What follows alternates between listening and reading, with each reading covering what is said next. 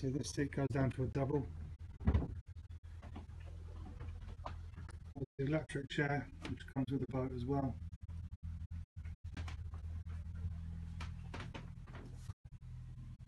Onto the galley area.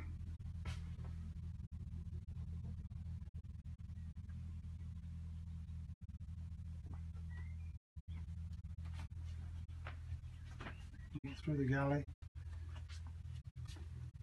into the heads area. The shower folds out, so you can get a wheelchair in if you need to, 4-wheel chair access.